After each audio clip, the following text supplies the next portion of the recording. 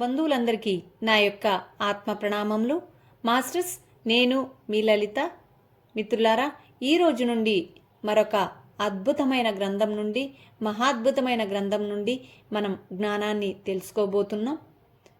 Doctor బ్రహ్మర్షి పితామహ పత్రిజీ ధ్యాన వ్యాఖ్యానం చేసిన మరియు పోతల ఆదిత్య కుమారి గారి సంకలనంలో వచ్చిన గీతాయనం శ్రీకృష్ణామృతం శ్రీమద్భగవద్గీత విజ్ఞానసారం నుండి మనం జ్ఞానాన్ని తెలుసుకోబోతున్నాం మాస్టర్స్. మరి భగవద్గీత మనం ఎన్నోసార్లు వినే ఉంటాం, చదివే ఉంటాం, తెలుసుకునే ఉంటాం.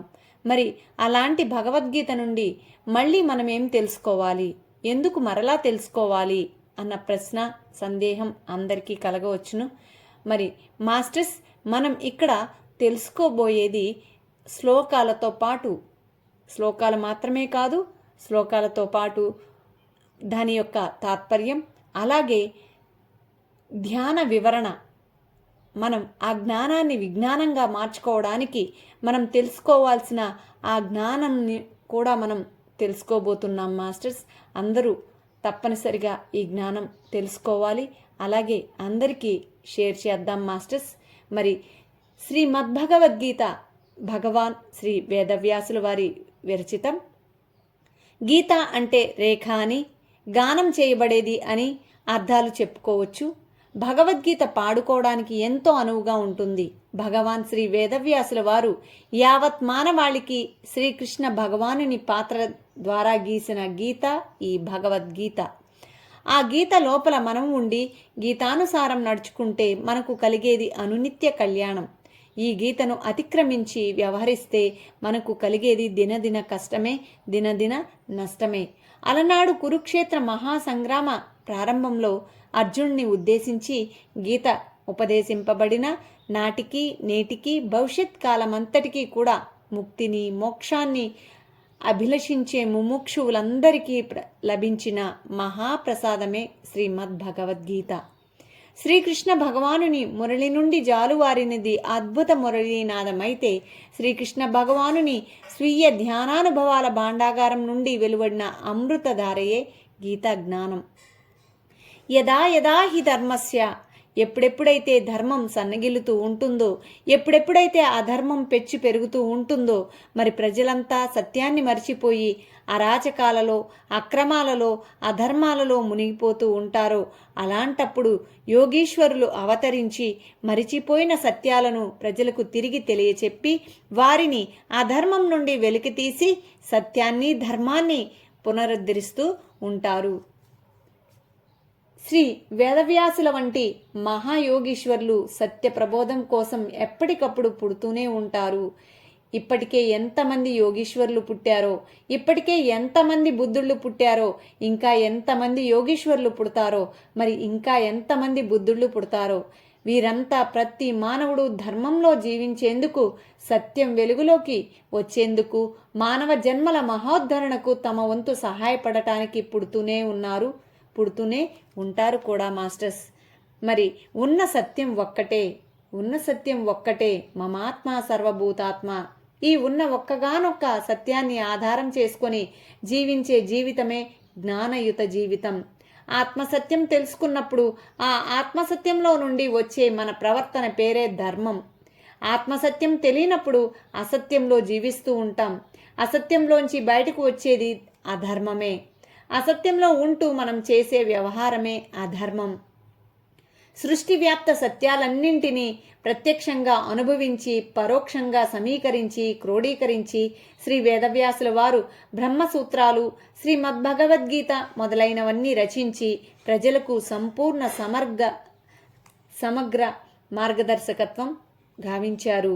శ్రీ వేదవ్యాసుల వారికి మరి శ్రీకృష్ణుల వారికి నమస్కరిస్తూ వారు ప్రవచించిన ఆత్మసత్యాన్ని భగవద్గీతలోని కొన్ని ప్రధానమైన శ్లోకాల ద్వారా మనం స్మరించుకుందాం మిత్రులారా. ఎందుకు కొన్ని ప్రధానమైన శ్లోకాలు మాత్రమే తీసుకుంటున్నామంటే, అనేకమైన విషయాలను పదే పదే వివిధ అధ్యాయాలలో ఒకటే విధంగా వారు ముచ్చటించడం జరిగింది. ఒకే విషయాన్ని ఎన్నో శ్లోకాలలో ఒకే మూసలో వివరించినప్పుడు, ఉదాహరణకు ఒక శ్లోకం మాత్రం తీసుకొని మనం సంపూర్ణంగా విషయ గ్రహణం చక్కగా చేసుకోవచ్చు.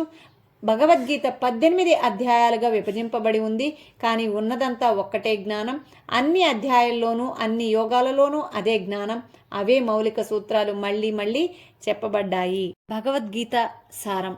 ఈ గీతాయనం శ్రీకృష్ణామృతం శ్రీమద్భగవద్గీత విజ్ఞాన సారంలో మనం నిత్య జీవితంలో ఏ విధమైన జ్ఞానాన్ని కలిగి ఉండాలి, ఆ యొక్క జ్ఞానాన్ని పొందడానికి చేయవలసిన సాధన ఏమిటి, నిమిత్త మాత్రంగా ఉంటూ కర్మబంధాల్లో చిక్కుకోకుండా కర్తవ్య కర్మాచరణ ఎలాగా, ఏది ధర్మం ఏది సత్యం, సత్యంలో జీవించాలంటే ఎటువంటి కర్మలు చేయాలి, ఎటువంటి జ్ఞానాన్ని సముపార్జించుకోవాలి ఇత్యాది మౌలిక విషయాలకు సంబంధించి భగవద్గీతలోని వివిధ అధ్యాయాలలో చెప్పబడిన అనేక శ్లోకాల నుండి 1 లేక 2 శ్లోకాలని తీసుకొని సవివరంగా ముచ్చటించడం జరిగింది.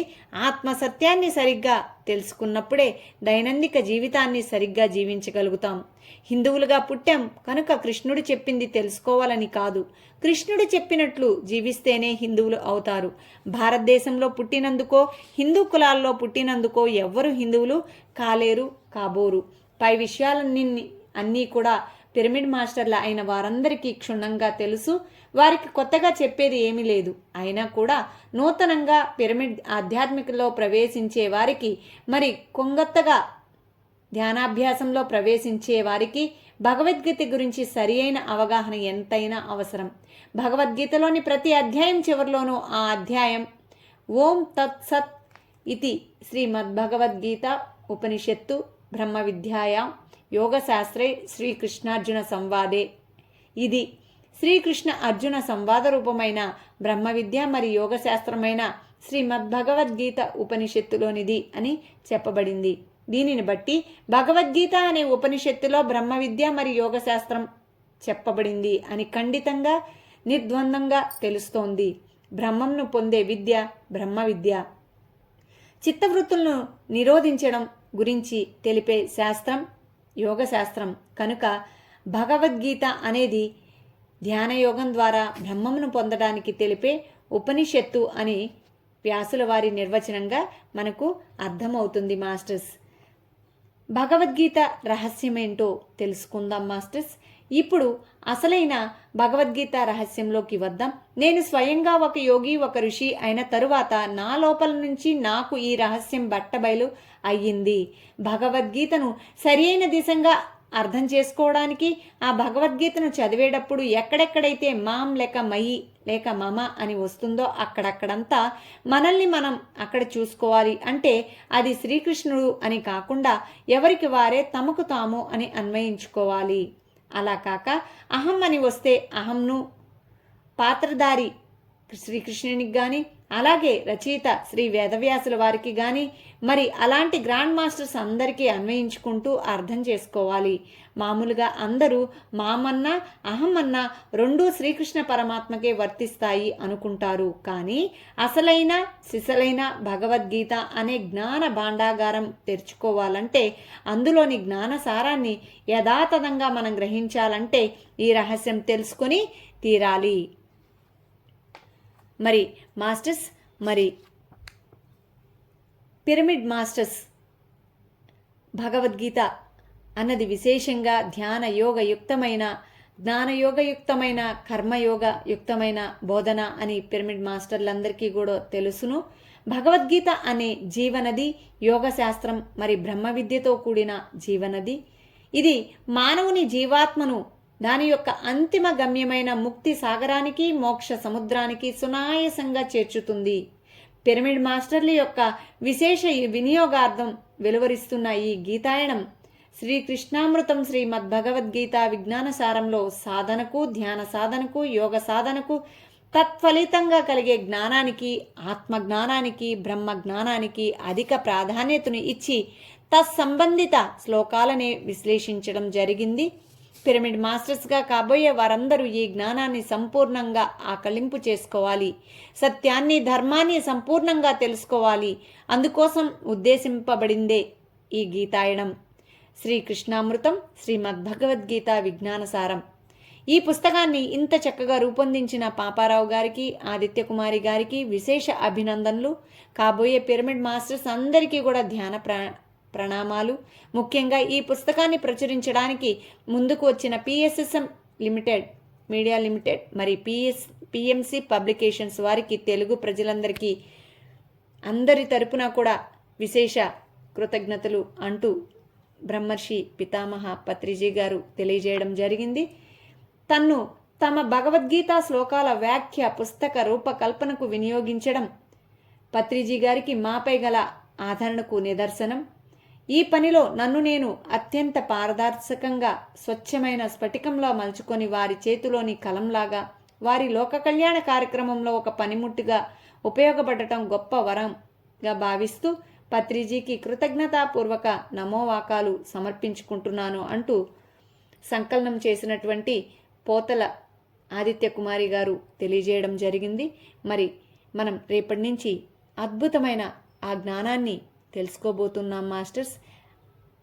మరిన్ని వీడియో నోటిఫికేషన్స్ కోసం ఈ ఛానల్ని సబ్స్క్రైబ్ చేయండి, షేర్ చేయండి, లైక్ చేయండి. Thank you. లలిత.